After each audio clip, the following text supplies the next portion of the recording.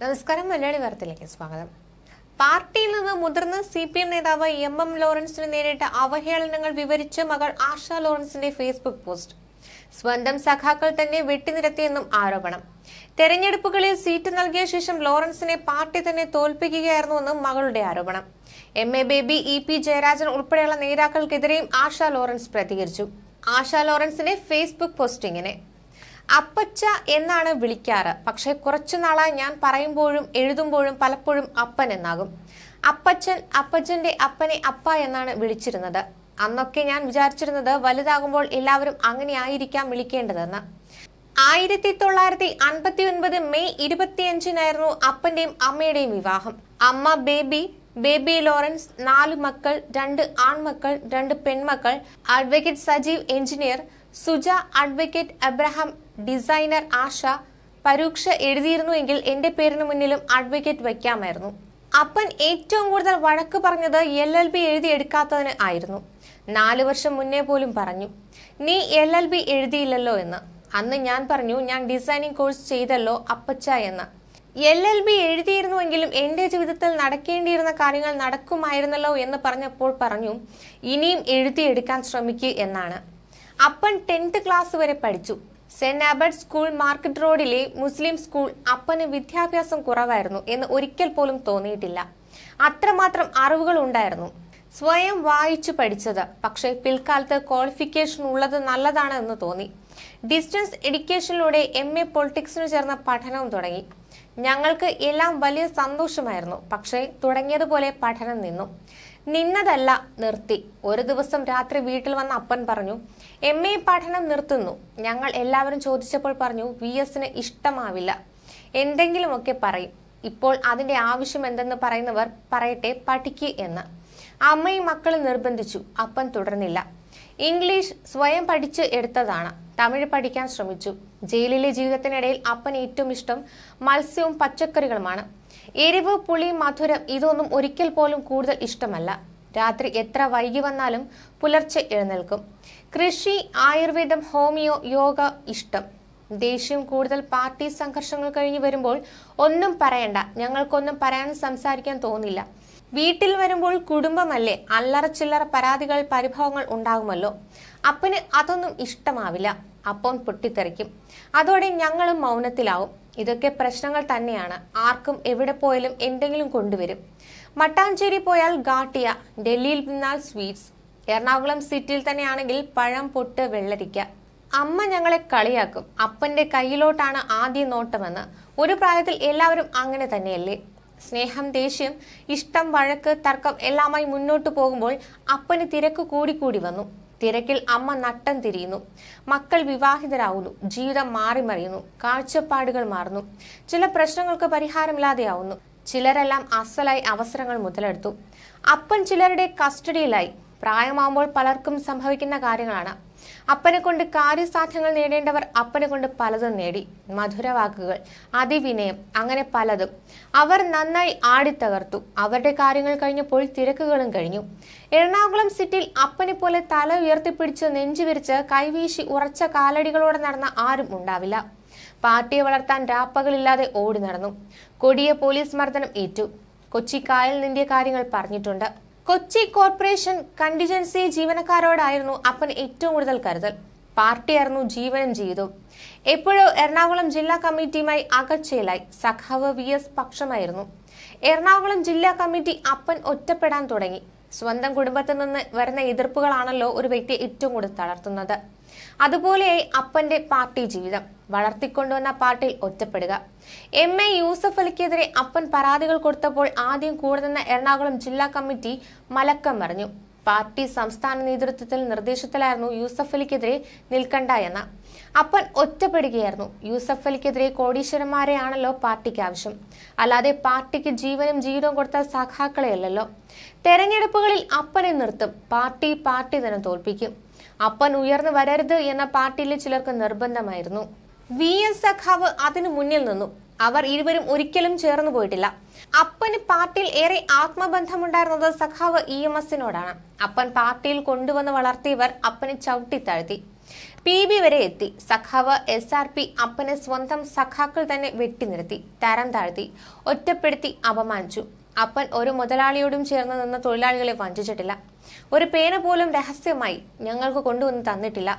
പാർട്ടിയായിരുന്നു എല്ലാം. പാർട്ടിയോട് പറയാതെ, ഒന്നും ചെയ്യാതെ അപ്പൻ പാർട്ടിയിൽ മുൻകൂട്ടി പറയാതെ എടുത്ത തീരുമാനം LDF കൺവീനർ സ്ഥാനം രാജിവെച്ചതാണ്. സ്വന്തം സഖാക്കൾ വെട്ടിനിർത്തിയതിനു ശേഷം എടുത്ത തീരുമാനം പത്രസമ്മേളനത്തിലാണ് പറയുന്നത്.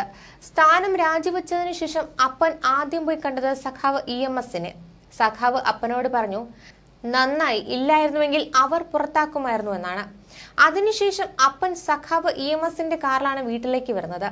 കുറേയേറെ പുസ്തകക്കെട്ടുകൾ, 2-3 ജോഡി വസ്ത്രങ്ങൾ, ആയുർവേദ മരുന്നുകൾ, ഹോമിയോ മരുന്നുകൾ ഇതായിരുന്നു AKG സെന്ററിൽ നിന്ന് അപ്പൻ പടിയിറങ്ങി പോന്നപ്പോൾ കൊണ്ടുവന്നത്. പിന്നീട് അതേ AKG സെന്ററിൽ അപ്പൻ കയറി ചെല്ലുന്നത് സഖാവ് EMSനെ അവസാനമായി കാണാൻ. ചെല്ലുമ്പോൾ അന്ന് സഖാവിന്റെ ഭൗതിക ശരീരത്തിനരികിൽ ഏറെ ഓർമ്മകളോടെ, അതിലേറെ സങ്കടത്തോടെ അവസാന യാത്ര പറയാൻ നിന്ന അപ്പനെ MA ബേബി ഉന്തിത്തള്ളി മാറ്റി. ഇക്കാര്യം അന്ന് വൈകി വീട്ടിൽ വന്ന അപ്പൻ പറഞ്ഞത് ഏറെ സങ്കടത്തോടെ. ഇത്ര സങ്കടപ്പെട്ട് അപ്പനെ സഖാക്കൾ വെട്ടിനിർത്തിയപ്പോൾ പോലും കണ്ടിട്ടില്ല.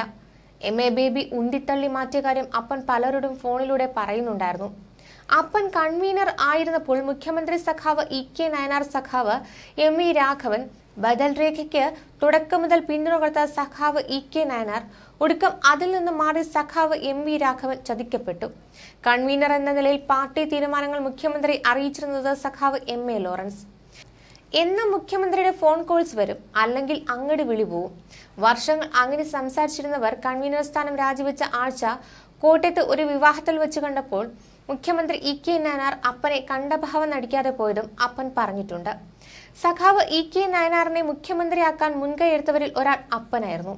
സഖാവ് EMSനെ അവസാനമായി കാണാൻ സഖാവ് MV രാഘവനും AKG സെന്ററിൽ പടികൾ കയറി അന്ന് അവിടെ വെച്ച അപ്പനും സഖാവ് MVRും വർഷങ്ങൾക്ക് ശേഷം കണ്ടുമുട്ടി. രണ്ടുപേരും കൈകൾ പിടിച്ച് പരസ്പരം നോക്കി നിന്നത് അന്നത്തെ മലയാള മനോരമയിൽ വായിച്ചു. അപ്പനോട് ഞാൻ ചോദിച്ചു, സഖാവ് MVR എന്താ അപ്പനോട് പറഞ്ഞത്? ഒന്നും പറഞ്ഞില്ല എന്നായിരുന്നു മറുപടി. സഖാവ് MVRന്റെ പാർട്ടിക്കാർ ഹോസ്പിറ്റൽ റോഡിൽ കൂടി പ്രകടനം നടത്തി പോകുമ്പോൾ കോളേജിൽ നിന്ന് ഞാൻ നടന്ന് വീട്ടിൽ വരുന്നു. ഹോസ്പിറ്റൽ റോഡിന്റെ അറ്റത്തെ തോട്ടക്കാട്ട് റോഡെത്തിയപ്പോൾ സഖാവ് MVRന്റെ പാർട്ടിക്കാർ അപ്പനെതിരെ ഉറക്കെ ഉറക്കെ മുദ്രാവാക്യം വിളിക്കുന്നു. കണ്ണു നിറഞ്ഞാണ് ഞാൻ വീട്ടിലെത്തിയത്. അപ്പനോട് പറഞ്ഞില്ല, പറയേണ്ട എന്നായിരുന്നു തീരുമാനം. കൂടുതൽ സംഘർഷം ഉണ്ടാകണ്ട എന്ന് കരുതി തന്നെ ഒരിക്കൽ അബി സൈക്കിളിൽ ഹോസ്പിറ്റൽ റോഡിലെ KPCC ഓഫീസിന് മുന്നിലൂടെ വരുമ്പോൾ ഡൊമിനിക് പ്രസന്റേഷന്റെ നേതൃത്വത്തിൽ യൂത്ത് കോൺഗ്രസ് ഭീഷണിപ്പെടുത്തുകയും എന്തോ ഒക്കെ മോശമായി പറയുകയും എടാ പോടാ എന്നൊക്കെ വിളിക്കുകയും ചെയ്തു. അപ്പൻ അന്നത്തെ കോൺഗ്രസ് നേതാവിനെ വിളിച്ചു പറഞ്ഞു, രാഷ്ട്രീയ വിരോധം എന്നോടാവാം, എന്റെ മക്കളോട് വേണ്ട, സമ്മതിക്കില്ല എന്ന്. അപ്പന്റെ ഉറച്ച വാക്കുകൾ ഞങ്ങൾക്ക് തന്ന ധൈര്യം ചില്ലറ അല്ലായിരുന്നു. ഡൊമിനിക് പ്രസന്റേഷൻ അമ്മയുടെ ബന്ധു. പിൽക്കാലത്ത് അപ്പന് അദ്ദേഹത്തോട് വാത്സല്യം മാത്രം. ആദ്യമൊക്കെ എനിക്കും അബിക്കും കണ്ടാൽ തന്നെ ദേഷ്യം, ഇപ്പോൾ കണ്ടാൽ സ്നേഹം മാത്രം. കോൺഗ്രസ് CPIM തെരഞ്ഞെടുപ്പ് സ്നേഹം പോലത്തെ സ്നേഹമല്ല, ആത്മാർത്ഥതയുള്ള കരുതൽ സ്നേഹം. അപ്പനും അന്നത്തെ സഖാക്കളും കഷ്ടപ്പെട്ട ജനങ്ങളുടെ സഖാക്കളുടെ ചില്ലിക്കാശ് വരെ സൂക്ഷിച്ചു മേടിച്ച കലൂരിലെ മണ്ണിൽ ലെനിൻ സെന്ററിന് വേണ്ടി കല്ലിട്ടത് സഖാവ് EMS മണപ്പാട്ടിപ്പറമ്പിലായിരുന്നു സമ്മേളനം നടത്തിയത്. മണവാട്ടിയല്ല, മണപ്പാട്ടിപ്പറമ്പ് എന്നാണെന്ന് അപ്പൻ തന്നെയാണ് പറഞ്ഞു തന്നത്. അതേ ലെനിൻ സെന്ററിൽ നിന്ന് അപ്പനെ അന്നത്തെ ജില്ലാ സെക്രട്ടറി ഗോപി കോട്ടമുറിക്കൽ എന്ന നികൃഷ്ട ജീവി ഇറക്കിവിട്ടു. അപ്പൻ മകൻ അബിയുമായി എന്തോ വാക്ക് തർക്കമുണ്ടായി. ലെനിൻ സെന്ററിൽ കിടന്ന ഒരു രാത്രി, പിറ്റേന്ന് അതിരാവിലെ ഗോപി കോട്ടമുറിക്കലെത്തി. ഇവിടെ താമസിക്കാൻ പറ്റില്ല എന്ന് പറഞ്ഞു. KJ Jacob, KN Unnikrishnan MLA ഇവരോട് ചോദിച്ചാൽ എന്നെ അപമാനിക്കുന്നവർക്ക് കൂടുതൽ വിവരം അറിയാം. കുടുംബ വഴക്കുണ്ടായിപ്പോയി. നമ്മുടെ കാര്യം പറയാൻ ചെന്ന എന്നോടും ഗോപി കോട്ടമുറിക്കൽ മോശമായാണ് പെരുമാറിയത്. അയാൾ കാണാൻ കൂട്ടാക്കിയില്ല. പാർട്ടി ഗുണ്ടകളെ കൊണ്ട് ഭയപ്പെടുത്തി. ഞങ്ങളുടെ എന്ത് കാര്യവും വർക്കി അങ്കിൾ ഉള്ളപ്പോൾ അങ്കിളിനോടും ഷൺമുഖം അങ്കിളിനോടും ജേക്കബ് അങ്കിളിനോടും പറഞ്ഞാണ് ശീലം. ആ ഓർമ്മയിലാണ് ഞാൻ ഓടിപ്പോയത്. അന്ന് എന്നെ വേദനിപ്പിച്ച ഗോപി കോട്ടമുറിക്കൽ പിന്നീട് സഖാവ് MM ലോറൻസിനെ തന്നെ അപമാനിച്ച് വേദനിപ്പിച്ച് ഇറക്കിവിട്ടു. 15-ാം വയസ്സിൽ തുടങ്ങിയ രാഷ്ട്രീയ പ്രവർത്തനം. അപ്പനോട് ലോക്സഭാ തെരഞ്ഞെടുപ്പ് ഫലം വരുന്ന കാര്യം പറഞ്ഞു. അപ്പൻ മയക്കത്തിലായിരുന്നു. ഇന്ന് അപ്പന് ജന്മദിനം. 1929 ജൂൺ 15.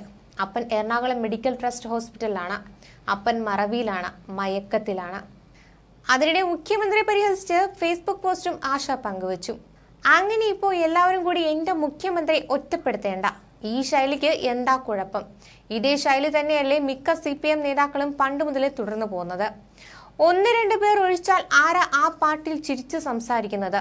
ആ ചിരിക്കുന്നവർക്ക് എന്ത് ആത്മാർത്ഥത ഉണ്ടായിരുന്നുവെന്ന് അറിയേണ്ടവർക്ക് അറിയാം. ബീഹാറിൽ നിന്നുള്ള സെൻട്രൽ കമ്മിറ്റി മെമ്പർ CPM നിന്ന് CPKM അല്ലേ CPM എന്ന് രാജിവെച്ചു പോയത്?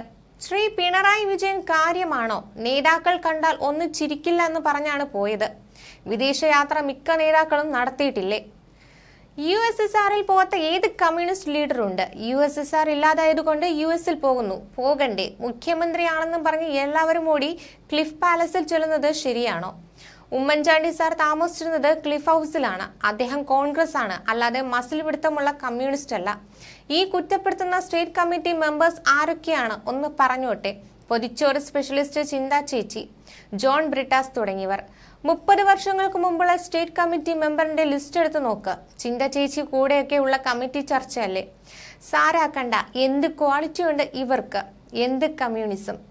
CPIM അടിമുടി മാറി, CPKM ആയി. എന്നിട്ട് മുഖ്യമന്ത്രി മാത്രം മാറാൻ പാടില്ലെന്ന്, അത് എന്ത് ന്യായം?